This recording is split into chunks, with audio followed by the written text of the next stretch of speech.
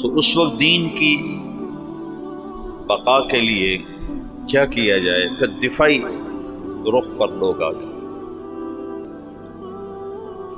تو مولانا قاسم صاحب کے ذریعے سے 1864 میں دیوبند کی بنیاد پڑی.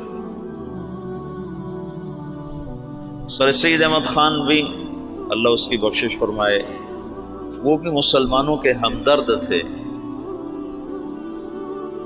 وہ بھی چاہتے تھے مسلمان عزت پائیں، لیکن ان کی سوچ یہ تھی کہ یہ دنیاوی تعلیم حاصل کریں تو اس سے یہ آگے نکلیں گے. تو اس سوچ پر انہوں نے 1875 میں علی گڑھ میں اسکول کی بنیاد رکھی. یہ دونوں حضرات مولانا مملوک علی کے شاگرد ہیں دلی میں. 1880 میں مولانا الیاس صاحب پیدا ہوئے. ان کے والد مولانا اسماعیل صاحب رحمۃ اللہ علیہ یہ صدیقی خاندان سے تھے. ان کی والدہ بھی صدیقی خاندان سے ہیں. یہ مظفر نگر کے تھے، والدہ کاندلہ کی تھی. یہ دوسری شادی سے تھے.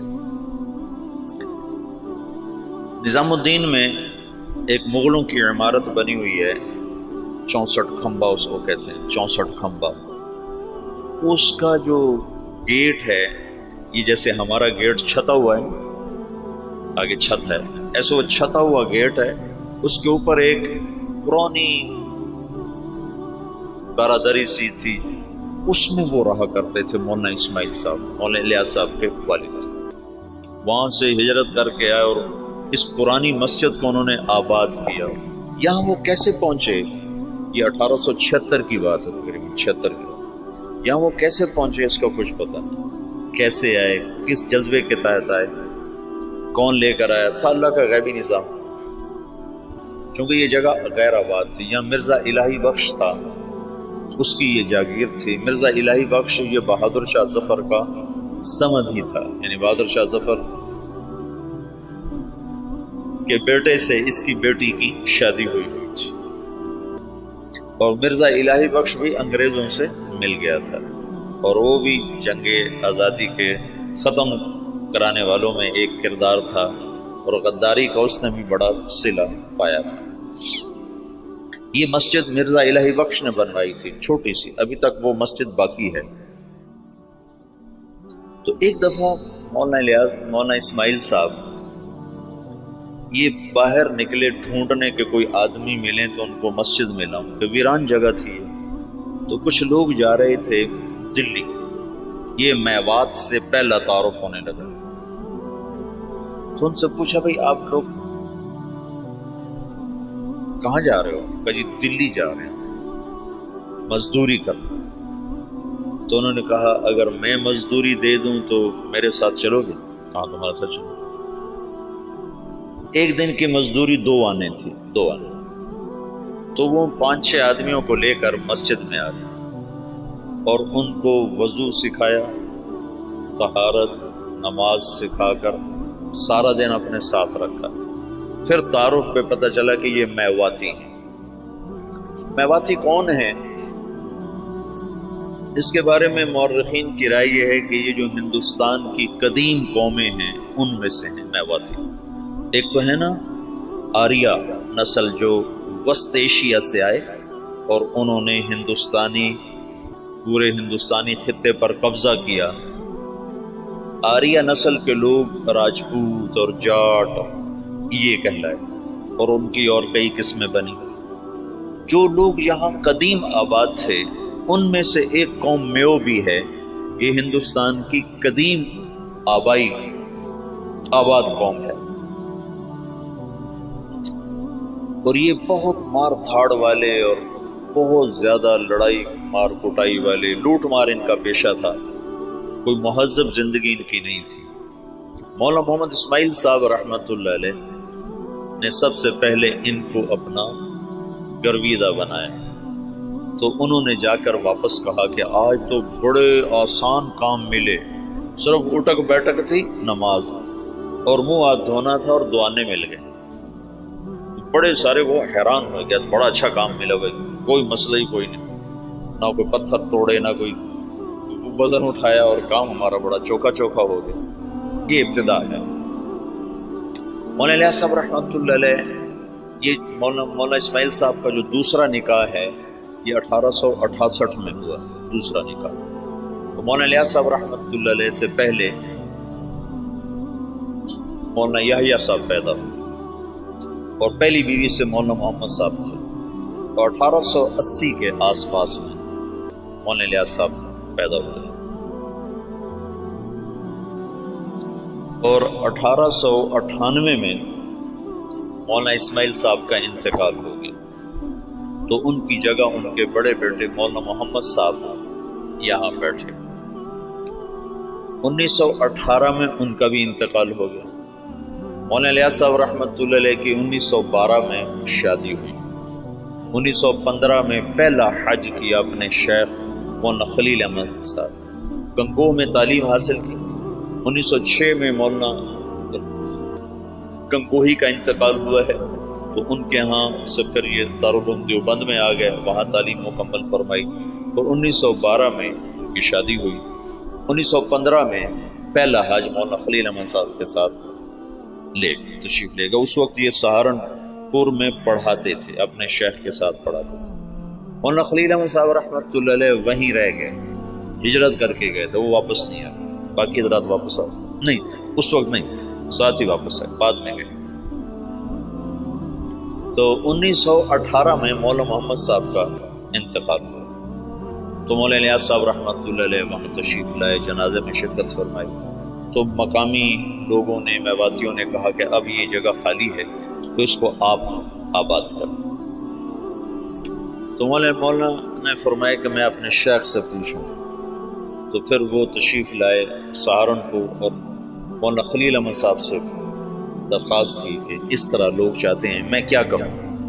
تو انہوں نے یہ فرمایا تم 1 سال کی چھٹی لے کے چلے جاؤ، اگر تمہارا دل لگے تو وہاں رہ جانا، نہ لگے تو پھر واپس آ جانا، مدرسہ سے تمہارا رابطہ نہ ختم ہو، چھٹی لے لو۔ وہ چھٹی کی جو درخواست لکھی تھی نا، وہ پرانے سہارنپور کے مدرسہ میں ابھی بھی محفوظ پڑی ہوئی۔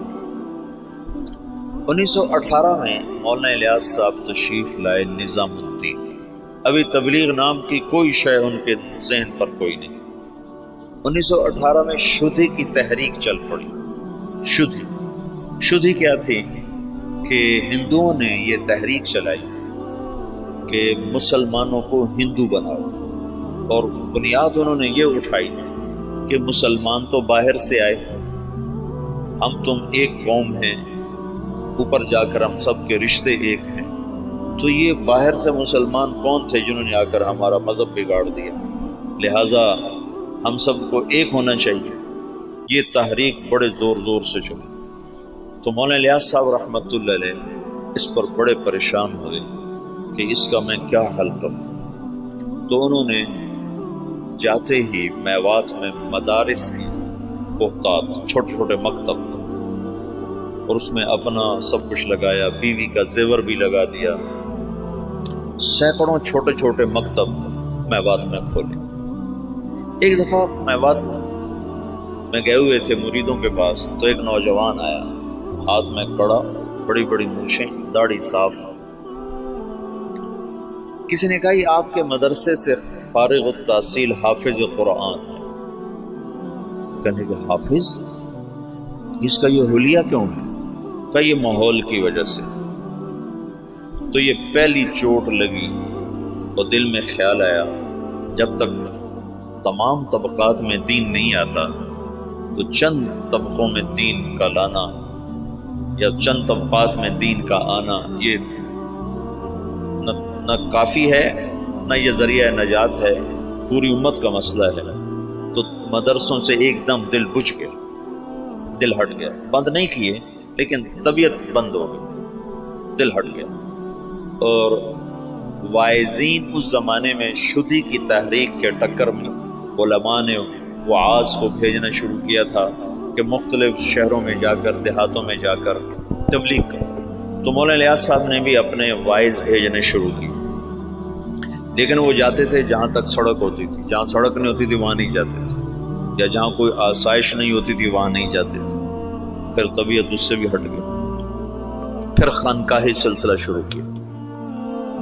اور نظام الدین میں بیعت کا سلسلہ، اس سے پہلے بیعت نہیں فرماتے تھے، پھر بیعت کا سلسلہ شروع، تو بہت جلدی مریدوں میں ترقی ہونے لگی اور مریدوں کا اضافہ بھی اور مریدوں کے تزکیہ کے حالات بھی بڑے اچھے۔ لیکن کچھ عرصے کے بعد خیال آیا کہ کتنے لوگ میرے مرید ہو جائیں گے، 1,00,000 2 لاکھ، تو عامت الناس کا کیا کروں؟ ابھی اللہ تعالیٰ فطرت خود ہی کرتی ہے لالے کی حنا بندی، پھول کو سرخی کوئی نہیں پہناتا، اللہ ہی اسے سرخ کرتا ہے۔ تو طبیعت ہٹ دی گئی، مدرسوں سے ہٹ گئی، خانقاہ سے ہٹ گئی کہ خانقاہ بھی ایک جزئی کام ہے، مدرسہ بھی ایک جزئی کام ہے، اور واعظ تقریر بھی ایک، پیسے دو تو جاتے ہیں، پیسے نہ دو تو جاتے نہیں۔ تو بے قراری بڑھتی گئی اور کوئی حل نظر نہیں آیا۔ تو 1926 میں، اس سے قبل مولانا خلیل صاحب وہ ہجرت کر کے اور تشریف لے گئے، مدینہ منتقل ہو گئے۔ تو 1926 میں حج پہ تشریف لے گئے، ہجرت کی نیت کر کے کہ میں اب واپس نہیں آؤں گا، وہیں رہوں گا۔ 1925 میں گئے تو 1926 میں واپس آؤں، یہ نیت کر لی تھی کہ اب میں واپس نہیں آؤں گا، ادھر ہی رہوں گا۔ جب یہ مکہ پہنچے تو ان کو خواب میں اللہ کے رسول کی زیارت ہوئی، تو انہوں نے پوچھا یا رسول اللہ، میں امت کی بہتری کے لیے کیا کروں، امت کی ہدایت کے لیے کیا کروں؟ تو اللہ کے رسول نے فرمایا جیسے میں نے مکے میں کام کیا تھا تم ویسے کام کرو۔ انہوں نے آگے عرض کی مجھے تو پتہ نہیں مکے میں آپ نے کیسے کام کیا تھا، تو اللہ کے نبی نے فرمایا مکی صورتوں میں غور کرو، اللہ تمہیں سکھائے گا۔ یہ مکہ میں تھے، پھر مدینہ پہنچے تو وہاں پھر اللہ کے رسول کی ضرورت، تو آپ نے ارشاد فرمایا اللہ تم سے کام لے گا، تم واپس جاؤ، واپس اور میرے پاس آؤ۔ تو انہوں نے مولانا خلیل احمد صاحب سے یہ خواب ذکر کیا، وہ وہیں منتقل ہو گئے تھے۔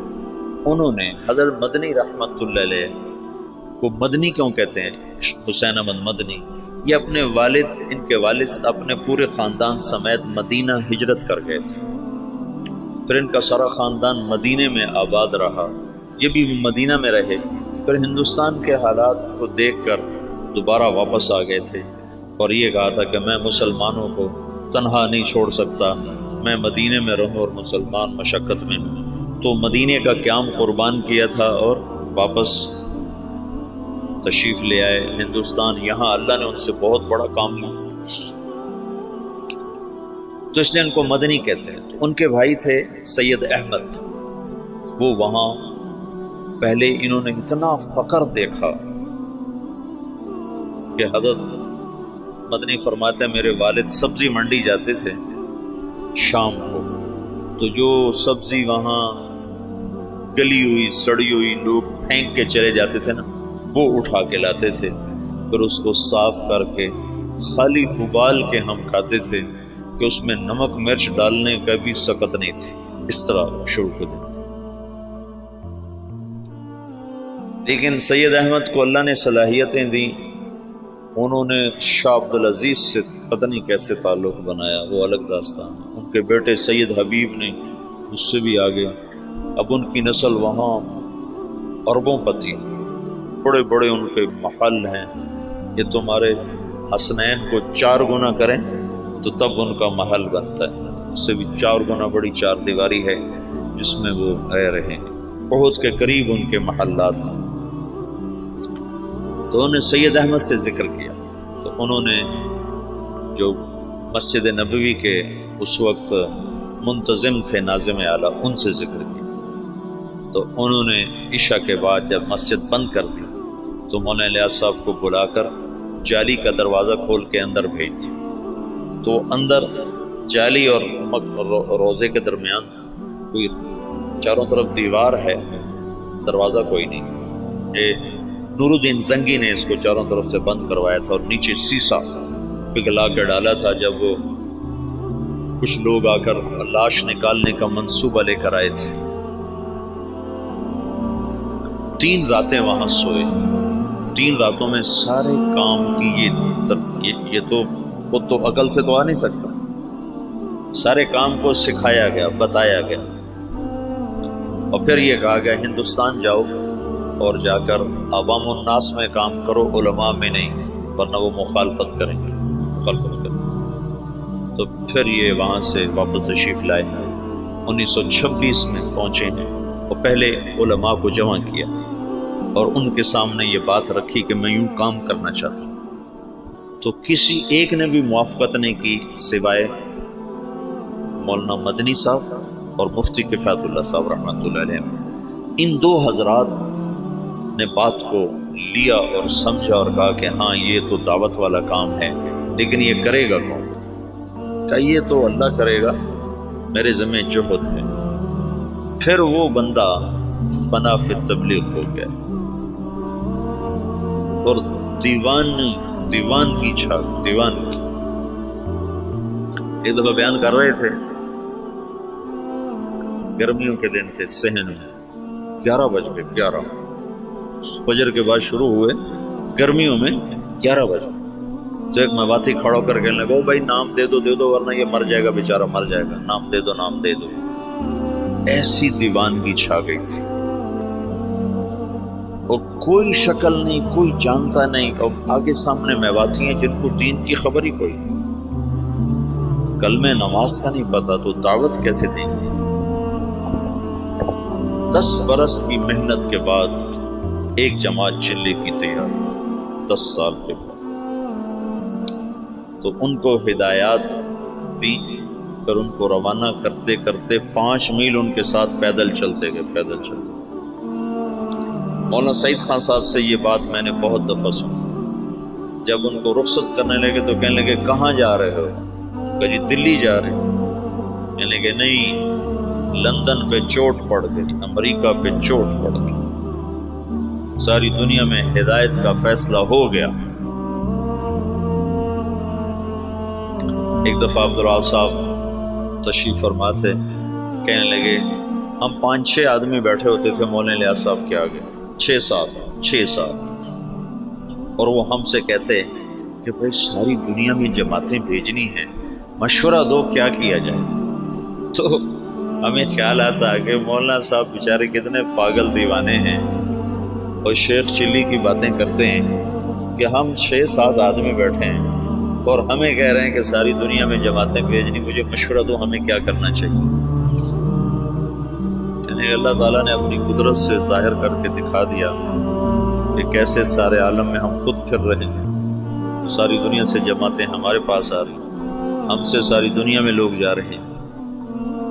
تو 1926 سے لے کر 1944 نوح میوات میں پہلی بستی ہے جہاں پہلا اجتماع ہوا۔ اس وقت اجتماع نہیں کہتے تھے، جلسہ کہتے تھے، جلسہ، پہلے جلسہ۔ اور سگا بیٹا محمد یوسف اکلوتا سخت مخالف، وہ کہیں یہ کیا پاگلوں کا کام شروع کر۔ ان کا ذہن ذوق سارا تعلیمی تصنیفی، 21 سال کی عمر میں طحاوی کی شرح لکھی، جو حدیث کی مشکل ترین کتاب ہے طحاوی، اس کی شرح 21 برس کی عمر میں لکھی۔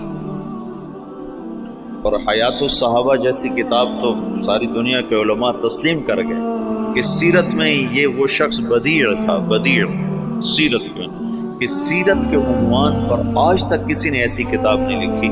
سیرت کا عنوان ہوتا تھا زید بن ثابت، نیچے اس کی سیرت اور حالات، عمر بن خطاب، نیچے ان کی سیرت، حالات، واقعات اور ان کے فضائل اور مناقب۔ یہی 14 صدی میں تمام مصنفین کا طرز رہا ہے۔ یہ پہلا شخص ہے جس نے اسلوب جدید دیا، بدیع اسلوب، آج تک کوئی یہ اسلوب لے نہ سکا۔ حیات الصحابہ ہے سیرت، لیکن حیات الصحابہ، کیف کانت صلاتهم، کیف کان علم، کیف کان جہادهم، اس کے نیچے کئی صحابہ کے واقعات۔ یہ ایک عنوان بنا کے نہیں، عنوان صفت کا اور نیچے واقعات مختلف شخصیات کے، یہ پہلی دفعہ ہوا تصنیف و تالیف کی تاریخ میں۔ سے اس کتاب نے اتنی قبولیت حاصل کی کہ دنیا کے ہر بڑے مکتبے میں حیات الصحابہ پڑھی ہوتی. تو ان کا تو ذہن تھا سارا تعلیمی اور تصنیفی کہ یہ میرے ابا کو ہو کیا گیا. ان کو اللہ کی طرف سے الہام ہو چکا تھا. تو باپ بیٹے میں ٹکراؤ ہے. مولانا انعام صاحب رحمۃ اللہ علیہ، مولانا احتشام صاحب رحمۃ اللہ، یہ حضرت مولانا الیاس صاحب کے ساتھ مولانا الیاس صاحب رحمۃ اللہ، اب مولانا سعید احمد خان صاحب، یہ ساتھی ہم نوا، اور بیٹا محمد یوسف سخت میاں جی بدر الدین رحمۃ اللہ علیہ تھے. میں ان سے ملا تھا نظام الدین میں 82-83 میں گیا تھا. اسے کہنے لگے کہ ہمیں مولانا الیاس صاحب کہتے کہ جاؤ یوسف کو کارگزاری سناؤ، شاید اس کا کوئی دل نرم پڑے. تو جب ہم جاتے تو اپنے لکھنے پڑھنے میں لگے ہوتے تھے، تو ہمیں دیکھتے ہی کہتے مجھے پتہ چل گیا تو میں بوڑھے نے بھیجا ہے کہ جاؤ اس کو کارگزاریاں سناؤ، بھاگ جاؤ، میرے پاس کوئی وقت نہیں تمہاری فضولیات سننے کے لیے. کہ ہمیں بھگا دیتا تھا مولوی سے، کہتا تھا مجھے پتہ ہے تمہیں بڈھے نے بھیجا ہے کہ جاؤ اسے کہانیاں سناؤ، میں نہیں آتا تمہاری کہانی. بیٹا ایسے مخالف تھا.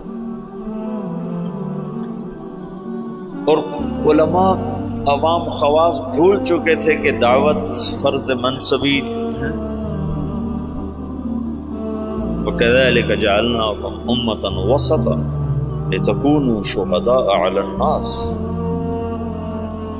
تو شہداء علی الناس کا فریضہ پوری امت کے ذمے ہے اور سارا عالم ہمارے ذمے. میاں جی بدر الدین، یہی بدر الدین بتاتے ہیں، میں بیان کر رہا تھا تو سامنے کچھ لوگ بیٹھے تھے 10 12 15، تو پیچھے سے مولانا الیاس صاحب آ گئے، کہنے لگے بدر الدین اب کن میں بیان کر رہے ہو، کن کو سنا رہے ہو، کن کو سنا رہے ہو؟ کہا جی ان کو سنا رہا ہوں.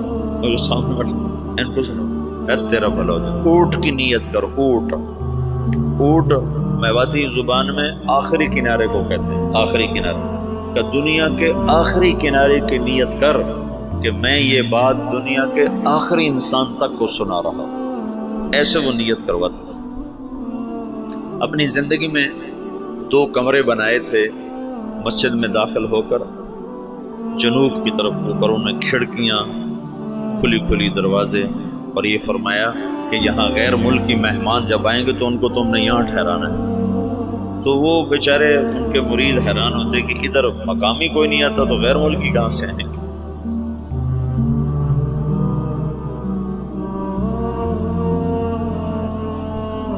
یہ جی دین محمد تھے جو حضرت مولانا الیاس صاحب کے ابتدائی خدام میں تھے، اور جو جماعت مولانا الیاس صاحب نے حضرت تھانوی کے خانقاہ تھانہ بھون بھیجی تھی، اس میں وہ اس جماعت میں ان کی تشکیل تھی.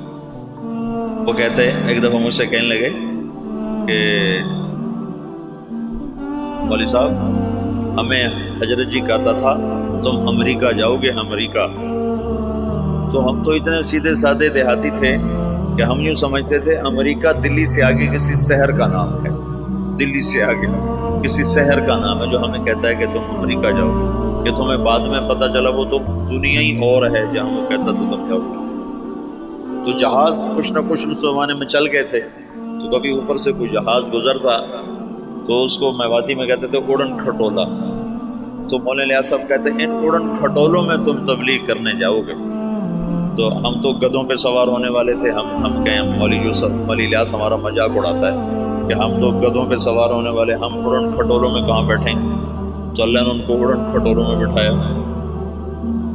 تو ابتدائی ادھر 1926 میں 1918 میں مولانا الیاس صاحب آ کر بیٹھے ہیں نظام، اور 1918 میں برطانوی فوجیں مشرق وسطیٰ میں داخل ہوئی ہیں، اور 1919 میں شام فتح ہوا ہے. فرانسیسی فوجوں نے شام کو فتح کیا اور شام کو 3 حصوں میں تقسیم کر دیا.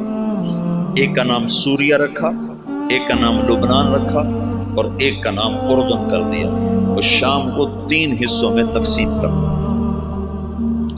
اور 1926 میں اسرائیل کو بنانے کا منصوبہ مکمل ہو گیا کہ اسرائیل بنایا. ادھر 1926 میں دعوت کا کام چلا، جس کا آخری سرا مہدی سے جا کے ملتا ہے، اور ادھر 1926 میں یہودیت کا کام چلا جس کا آخری سرا دجال کے ساتھ جا کر ملتا ہے۔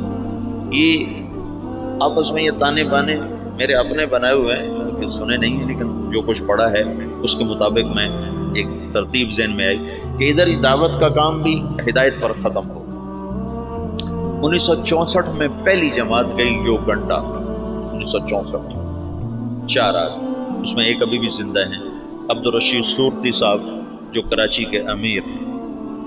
تو کہنے کہ وہاں ایک بہت بڑے شیخ تھے، ان کی ہم گئے ملاقات کے لیے، تو ان کا بہت بڑا ہال کمرہ تھا، وہ مریدوں سے بھرا ہوا اور ایسے مراقبے میں بیٹھے جیسے بالکل گردن ایسے جھکا ہوئی۔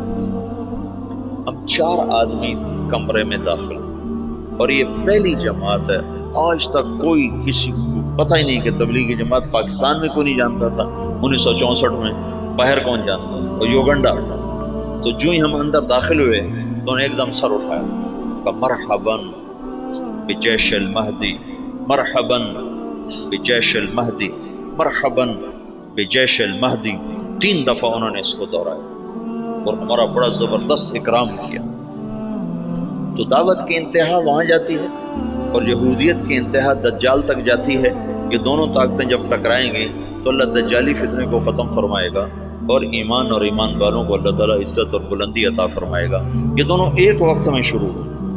1926 میں جب ان کا اقتدار مستحکم ہو گیا تو انہوں نے یہ طے کیا کہ یہودیوں کو دوبارہ لا کے آباد کیا جائے اور یہاں ایک اسرائیلی یہودی ریاست بنائی جائے۔ سیہونی تحریک جس کو کہتے ہیں، سیہون ایک پہاڑ ہے جہاں داؤد علیہ السلام عبادت کیا کرتے تھے بقول ان لوگوں کے، تو سیہون کے نام سے سیہونی تحریک نے اپنا نظام چلایا تو اسرائیل وجود میں آیا۔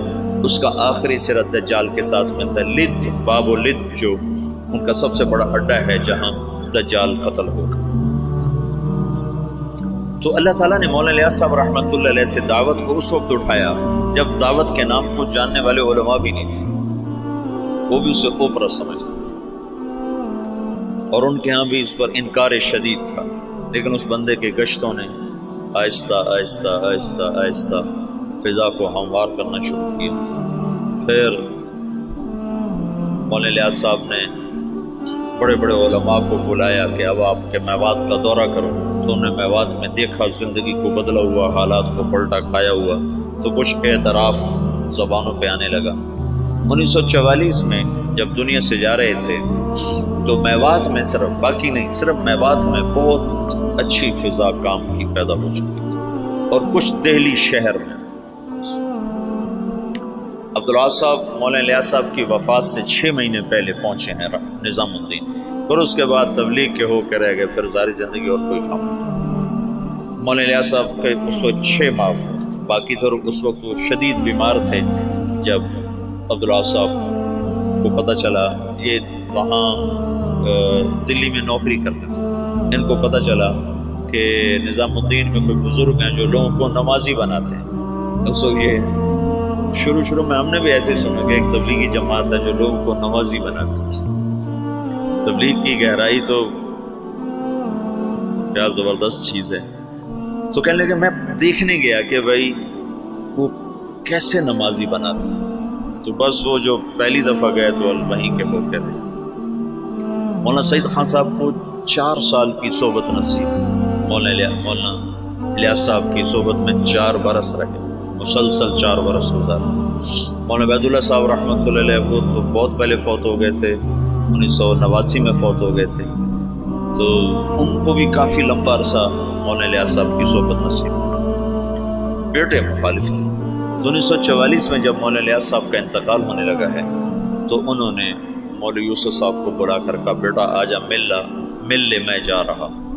وہ جو سینے سے لگایا اس میں نسبت اللہ نے منتقل فرما تھی، اور مولانا یوسف صاحب نے فرمایا اپنے باپ کے مرنے سے 1 دن پہلے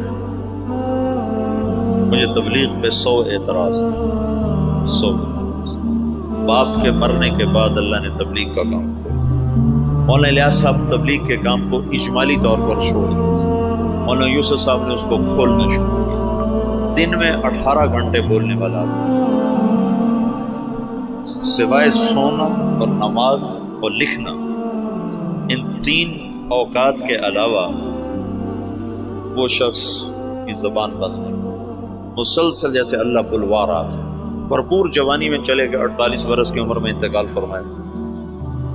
27 سال کی عمر میں امیر بنے، بالکل نوجوان بلکہ بچے۔ اور مولانا سعید خان صاحب رحمۃ اللہ فرمانے لگے، مولوی یوسف ہمارے ساتھ اٹھتا بیٹھتا کھیلتا تھا، لیکن جب وہ امیر بنا تو آہستہ آہستہ اس کا روب ہمارے اوپر چھاتا چلا، اور اپنی جہد اور قربانی سے ان کی ہیبت ہمارے دلوں پہ قائم ہو گئی۔ ایک دفعہ 3 گھنٹے بیان فرمائے اس حال میں کہ یہاں ایک پھوڑا تھا جس سے خون مسلسل رس رہا تھا، تو ایک آدمی پاس بیٹھا ہوا تھا، وہ یہاں رکھتا تھا کپڑا، جب وہ خون سے تر ہو جاتا تو وہ ہٹا لیتا، دوسرا رکھتا تھا، پھر وہ خون سے تر ہو جاتا وہ ہٹا لیتا، پھر وہ تیسرا رکھتا تھا، اور وہ مسلسل بیان فرماتے۔ باپ والی کیفیت منتقل ہوئی تو مولانا الیاس صاحب کے یہاں پھوڑا نکل آیا، اس کو کٹ دینا تھا، کٹ دینے میں تکلیف ہونی تھی، تو مشورہ کر رہے تھے کہ اس کو کریں کیسے۔ تو مولانا الیاس صاحب کو پتہ چلا تو انہوں نے فرمایا ایسا کرو، کچھ میواتی میرے آگے بٹھا دو، پھر جو مرضی مجھ سے کر لیں۔ تو انہوں نے کچھ میواتی آگے بٹھائے، مولانا الیاس صاحب نے بیان کرنا شروع کیا اور ہاتھ یوں کر دیا، تو انہوں نے سارے ہاتھ کو کھرچ کھرچ کے صاف کیا، لیکن ان کا ہاتھ ایسے بھی نہیں وہ یوں بھی نہیں ہوئے۔ اس قدر انہماک اور فنائیت اللہ نے عطا فرما دی باپ بیٹا کو کہ اللہ نے ایک چیز کو وجود دینا تھا، مدت ہوئی تھی، عوام اور خواص کے ذہن سے نکل گیا تھا، اور بس صرف اسلام کو ایک ہی شکل میں دیکھتے تھے کہ حکومت آئے گی تو اسلام آئے گا، حکومت آئے گی تو اسلام آئے گا، طاقت ہاتھ میں ہوگی تو اسلام آئے گا، ورنہ اسلام آ ہی نہیں سکتا۔ اور انقلاب کا مطلب صرف حکومت کی تبدیلی کو لے لیا تھا۔ بعض الفاظ ایسے ہیں جو اپنے اصل معنی سے نکل کر مجاز میں اتنے استعمال ہوئے ہیں کہ اصل معنی ویسے ہی ختم ہو کے رہ گیا۔ ان میں سے ایک انقلاب بھی ہے۔ انقلاب تو قلب سے ہے، قلب پر الف نون لگ کر باب انفعال بنا ہے۔ انقلاب پلٹ جانا، دل کا پلٹ جانا، جب قلب سے ہے تو ادھر زیادہ جوڑ ہونا چاہیے، لیکن پھر کثرت استعمال ہوا انقلاب کا حکومت کے بدلنے پر، حالات کے بدل، انقلاب آ گیا، حکومت بدل گئی، انقلاب آ گیا، پیپل پارٹی آ گئی، انقلاب آ گیا، نون لیگ آ گئی، انقلاب آ گیا، خاف لیگ آ گئی۔ تو انقلاب جیسے برباد، وہ تو برباد ہو گیا۔ برباد، برباد کا کیا مطلب؟ برباد کا مطلب ہے جس کا نقصان ہو جائے وہ تو برباد ہو، جس کا کوئی بہت بڑا حادثہ ہو جائے وہ تو برباد ہو گیا، جس کا کاروبار بیٹھ جائے وہ تو برباد ہو گیا۔ حالانکہ برباد یہ مرکب ہے، فارسی کا لفظ مرکب ہے۔ برباد، برباد، بر الگ ہے، باد الگ ہے۔ بر کہتے ہیں اوپر اور باد کہتے ہیں ہوا کو، تو برباد کا مطلب ہے ہوا کے اوپر۔ یہ مطلب تمہیں معلوم تھا پہلے کہ یہ اپنے اصل مطلب میں کبھی استعمال ہی نہیں ہوا۔ برباد، جس کی دکان بیٹھ جائے وہ ہوا میں اڑ رہا ہوتا ہے۔ یہ تو ایک تعبیر ہے کہ جیسے پتا ٹوٹتا ہے نا، پتا ٹوٹتا ہے پھر وہ ہوا کے رحم و کرم پر ہو جاتا ہے، اس کی کوئی منزل نہیں رہ جاتی نا، ہوا کے جھونکے جدھر لے جائیں وہ ادھر کو اس کی سمت ہو جاتی ہے۔ ایسے ہی جو کسی نقصان میں حالات کی جکڑ میں آتا ہے تو اس کو کوئی رہ نہیں جاتا، اپنے بھی آنکھیں پھیر جاتے ہیں، خون بھی سفید ہو جاتے ہیں، تو وہ ایسے ہو جاتا ہے جیسے ہوا کے دوش پر کہ کوئی اس کا پرسان حال کوئی نہیں۔ تو اس لیے برباد کو وہاں سے یہاں ڈال دیا گیا۔ تو پچھلے 200 سال سے انقلاب کا لفظ بھی صرف اور صرف حکومت کی تبدیلی پر بولا جاتا ہے، حالانکہ انقلاب اصل معنی میں تو دل کا بدل جانا ہے۔ انقلب، دل بدل گیا۔ تو پچھلے 200 سال سے یہ ذہن بن گیا ہے کہ بغیر حکومت کے نہ دین آ سکتا ہے نہ حالات سدھر سکتے ہیں۔ مولانا الیاس صاحب نے اس کو رد کر کے دیکھا ہے کہ نہیں، دین دعوت سے آتا ہے، حکومت سے نہیں آتا، اور دعوت تمام شعبوں کو زندہ کرنے کا واحد راستہ ہے۔ نبی جب آتا ہے تو سامنے کتنے شعبے ہیں جو بگڑے ہوئے ہوتے ہیں. وہ صرف دعوت کو زندہ کرتا ہے، شعبے خود زندہ ہو جاتے ہیں. جیسے صحت کو زندہ کر دیا جائے تو جسم کے سارے شعبے خود زندہ ہو جاتے ہیں. قوت کو بحال کر دیا جائے تو جسم کے سارے شعبے خود بخود بحال ہو جاتے ہیں. قوت بحال نہ ہو تو اس کو دوڑایا جائے تو بیچارہ کیسے دوڑے گا؟ کہ یہ جو امت ہے یہ اس بیمار بوڑھے گھوڑے کی طرح ہے. اس پر اسلام کہاں سے آیا؟ اس کی جوانی کو لوٹایا جائے گا تو اس پہ اسلام آئے گا. حکومت اسلام نہیں لا سکتی، ناممکن ہے. زیادہ نماز پہ دکانیں بند کرا دے گی تو کوئی بے وضو پڑھ لے تو پھر کیا کروں؟ میرے اپنے اسکول کا واقعہ نہیں تو میں سناتا ہوں. جب میں سنٹر ماڈل اسکول میں تھا تو خود میں نے بے وضو نمازیں پڑھی. طالب صاحب، سردیوں کا زمانہ، وضو کیڑا کرے، اللہ اکبر. طالب صاحب کی نماز تو وہ عشاء کی نماز ہو رہی تھی اور میرے برابر میں اس کا بستر تھا. جاوید نذیر اس لڑکے کا نام تھا. یہ مرید کے اچھے زمیندار گھر کا تھا. تو اس میرے پاس آ کر کھڑا ہوا اور اس نے آ کر 4 رکعت نماز عشاء کی نیت باندھی. 4 رکعت نماز عشاء واسطے طالب حسین دے، اللہ اکبر. حکومت ایسا اسلام لائے گی واسطے طالب حسین دے. جو ایسی نماز پڑھے گا وہ تو کافر ہو جائے گا، نہ پڑھے تو اس سے تو کافر نہیں ہوتا نا. لیکن اگر ایسا کرے گا تو اسلام سے نکل جائے گا. قوت کبھی، اس لیے تو کبھی نبی کو طاقت دے کے نہیں بھیجا گیا. بعد میں طاقت آئی اللہ کی، جو اللہ کے نبی کو حاصل ہوئی بعد میں ہوئی. پہلے تو فقیر بن کے کھڑے ہیں کہ نہ کوئی مال کے لالچ میں کلمہ پڑھے، نہ کوئی تلوار کے خوف سے کلمہ پڑھے، صرف اللہ کے تاثر سے کلمہ دل میں اترے. تو چونکہ اسلام نے ایک عروج دیکھا تھا تو جو ہمارے قائدین تھے وہ اس عروج کو تصور میں لے کر اعادہ عروج کی جہد کرتے رہے. وہ جو ذوف اسلام تھا اس کو دور کرنے کی کوشش ہی نہیں کی کہ انگریز کیوں آیا. مولانا حفظ الرحمان صاحب آئے سیوہاروی، یہ میاں جی دین محمد پاس بیٹھے ہوئے، مولانا الیاس صاحب اور مولانا حفظ الرحمان آئے. حضرت دعا کریں انگریز نکل جائے. مولانا الیاس صاحب چپ بیٹھے. حضرت دعا کریں انگریز نکل جائے. چپ بیٹھے. حضرت دعا کریں انگریز نکل جائے. تو مولانا الیاس صاحب ایک دم جوش میں آئے کہ کوئی لوگ تیار کر لیے ہیں جو انگریزوں کے بعد حکومت کو سنبھالیں گے.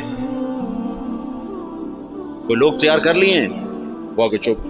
کہ جو انگریزوں کے بعد آئیں گے وہ ان سے برے ہوں گے کہ انگریز ہمارے بزرگوں کے گناہ کی سزا میں آئے، اور جو موجود آئیں گے ہمارے گناہوں کی سزا میں آئیں گے.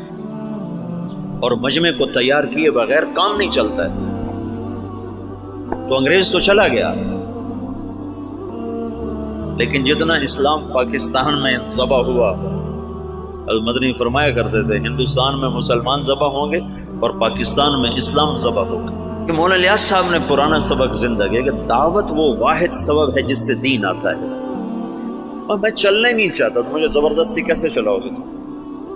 مجھے زبردستی نماز پڑھاؤ گے تو کتنی پڑھا لو؟ اور جو 90% اخلاقیات ہیں وہ کیسے لاؤ؟ ماں کی خدمت کیسے کرواؤ؟ باپ کے آگے چپ رہنا کیسے سکھاؤ؟ بیوی سے حسن سلوک کیسے سکھاؤ؟ وفاداری کیسے سکھاؤ گے؟ رات کو اللہ کے سامنے رونا کہاں سے لاؤ گے؟ جب تم زانی کو کوڑے مارو گے، شادی شدہ کو سمسار کرو گے اور بازار بند کرا دو گے، ٹھیک ہے ہو گئے بند، لیکن نماز کس کو پڑھاؤ گے؟ مجھے مدینہ میں ایک نوجوان ملا دیرہ غازی خان کا، کہنے لگا 10 سال سے مدینے میں بغیر وضو کے نماز پڑھی. 10 سال. کہیے تو میں نے تمہاری کیسٹیں سنی تو مجھے ہدایت ملی ہے تو میری بخشش ہو جائے گی؟ میری بخشش ہو جائے گی؟ 10 سال مدینے میں بغیر وضو کے نماز پڑھی.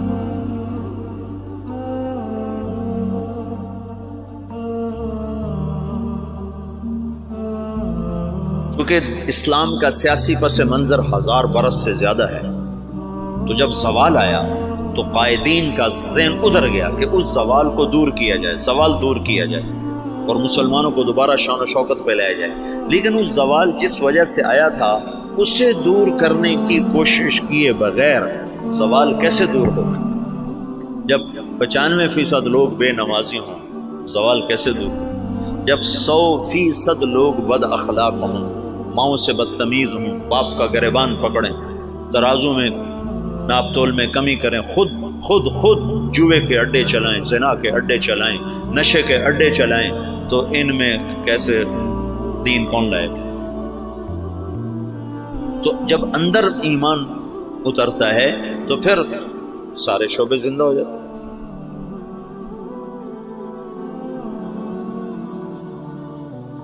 مولانا الیاس صاحب کے ذریعے سے پرانا سبق زندہ ہوا کہ دعوت وہ سبب ہے جس کے ذریعے سے اللہ نے ہر دور کے باطل کو توڑا، ہر دور کے باطل کو توڑا۔ تو 1926 میں یہ کام شروع ہوا، شخصیات کے جانے سے کوئی فرق نہیں پڑا، اور اب عجب العجائب ہے کہ 15 برس ہو چکے ہیں، امیر کوئی نہیں، ایک شورا ہے اور کام اسی طرح چل رہا ہے۔ اور عجب العجائب ہے کہ گونگے بھی دین کے داعی بن کے چل رہے ہیں۔ ابھی 1 سال کی جماعت گونگوں کی یمن سے کام کر کے واپس آئی اور 7 مہینے کی دوبارہ ملائیشیا جانے کے لیے تیار کھڑی۔ یہ اسلامی تاریخ میں پہلی دفعہ ہو رہا ہے کہ گونگے دین کے داعی بن جائیں،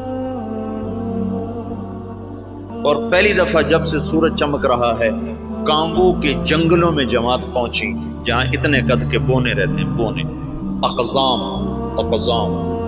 وہ 4 فٹ کا بڑا جوان ہوتا ہے، جس کا قد 4 فٹ ہو وہ سب سے نمایاں نظر آتا ہے۔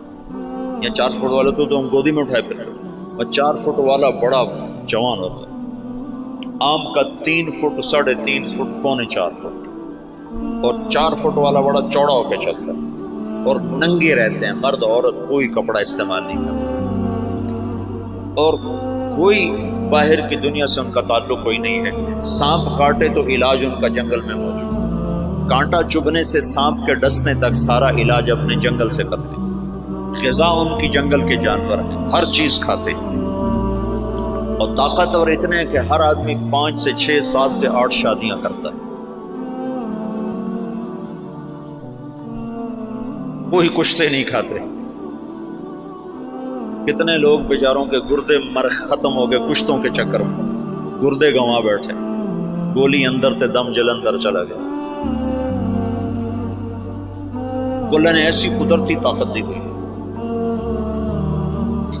اور جب سے وہ پیدا ہوئے انہوں نے اسلام کا نام نہیں سنا۔ آج سے 12 برس پہلے وہاں پہلی تبلیغی جماعت پہنچی، مالی سے جماعت بنی، مالی، وہ گئے کانگو سے گئے جنگل، اور جنگل کے ترجمان ساتھ لیے، انہوں نے وہاں دعوت کا کام چلایا، تو 270 آدمی پہلی دفعہ مسلمان، اور ان کو لباس وہ بیچارے لباس پہن کے اوکھے ہو گئے، ایک ہی کیتا جو سڑے نال اوکھے ہو گئے۔ تو ان میں ایک ان کا سردار، وہ حج کرنے کے لیے آج سے کوئی 8-9 سال پہلے حج کے لیے، تو کچھ علماء تھے جو تبلیغ کے بڑے مخالف تھے، تو ایک ہمارے دوست ہیں حسن کیمرونی، یہ حسن کیمرون کے کیمرون سے جماعت کی، مالی نہیں، کیمرون سے جماعت کی تھی۔ تو حسن کیمرونی ہیں، وہ مدینہ میں پڑھے ہیں، پھر ریاض سے PhD کی ہے، بڑا فاضل آدمی ہے، وہیں رہتا ہے۔ تو اس نے مجھے یہ سارے حالات سنائے، وہ خود بھی اس میں شریک تھا، تو وہ اس کونے کو لے کر گئے ان علماء سے، تو ان کا تبلیغ والے یہ کرتے ہیں، تبلیغ والے یہ کرتے ہیں، یہ کرتے ہیں، ان کا یہ سب کچھ جو کرتے ہیں بالکل صحیح ہے، ان پر یہ سارے اعتراض ٹھیک ہیں، پر اس بونے کی کارگزاری سن لو کہ تبلیغ والے یہ بھی کرتے ہیں۔ جب انہوں نے سنے حالات تو وہ سارے رونے لگے اور کہنے لگے تبلیغ حق ہے، ہم نفس پرستی کا شکار، اور اب ان کی تعداد تقریباً کوئی 5000 کے قریب ہو چکی ہے، وہ 270 سے اب 5000 تک پہنچ چکے ہیں۔ یہ واحد تحریک ہے، پہلے خیر القرون کو چھوڑنے کے بعد، خیر القرون کا کوئی ٹکر نہیں، خیر القرون کے بعد یہ پہلی دفعہ دنیا میں ایسا ہوا ہے کہ کسی تحریک نے 6 بر اعظم کے مسلمانوں کو متاثر کیا۔ اس سے بڑی تحریک آج تک نہیں اٹھی، نہ اتنی شخصیتیں بہت بھاری بھاری اٹھی ہیں، ان کے سامنے مولانا الیاس صاحب کی شخصیت کوئی بڑی نہیں ہے، لیکن جو کام مولانا الیاس سے اللہ نے لیا ہے، یہ خیر القرون کے بعد کوئی ایسا کام نہیں کر سکتا جس میں اتنی وسعت ہو۔ وہ فیجی مشرق میں آخری کنارہ اور ہوائی مغرب میں آخری کنارہ، اور دونوں طرف سے لوگ سمٹ کے رائے میں پہنچ کے دین سیکھ رہے ہیں۔ یہ پہلی دفعہ دنیا میں. ایک تو گونگے ہیں، چلو گونگا تو صبر کرتا، اسے آتا کچھ نہیں.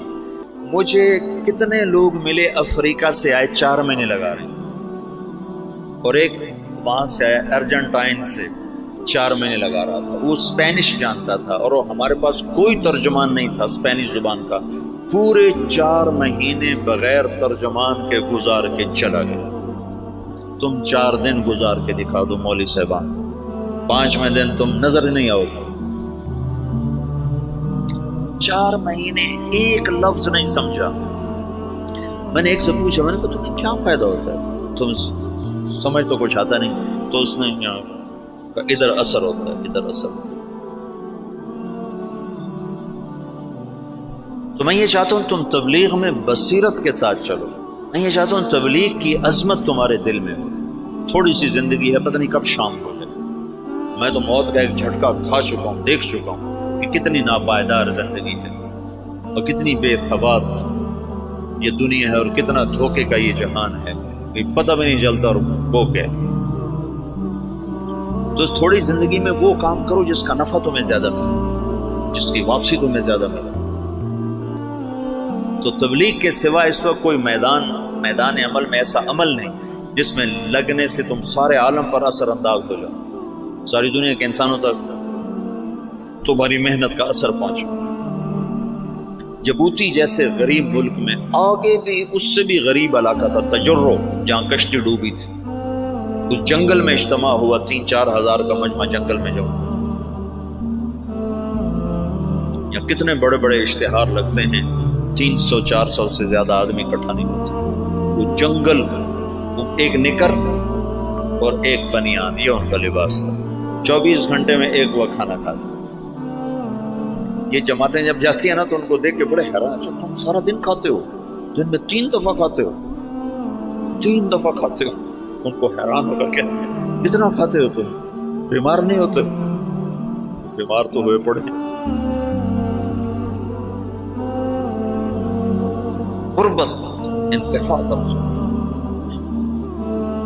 میں ایسے ساحل سمندر پر تھا، میں ایسے گیا دیکھنے تو سب کے اثر کے بعد چائے پی رہے ہیں. چائے تو دیکھا وہ کالا کاوا پانی والا بغیر دودھ کے، ٹوٹی ہوئی پیالیاں، ٹوٹی ہوئی پرچیں. یہ ان کی بڑی عیاشی تھی کہ وہ سمندر کے کنارے چائے پی رہے تھے. نکر بنیان یہ ان کا لباس. وہاں تبلیغ پہنچ گئی. کوئی جانتا نہیں محمد الیاس کون ہے، کوئی جانتا ہی نہیں محمد یوسف کون ہے، انعام الحسن کون ہے، عبد الوہاب کون ہے، محمد سعد کون ہے. لیکن تبلیغ وہ ایسے کر رہے ہیں کہ جیسے رائمنڈ میں ہو رہے ہیں، جیسے پاکستان میں ہو رہے ہیں. خود جبوتی والے ان کی زبان نہیں سمجھتے، وہ اور زبان، پہاڑ کی کوئی جنگلی زبان بولتے. وہ تبلیغ کے معجزات اب نظر آتے ہیں. نظر تبلیغ کی کرامت وہ نہیں جو چھپی ہوئی، نظر آتے ہیں.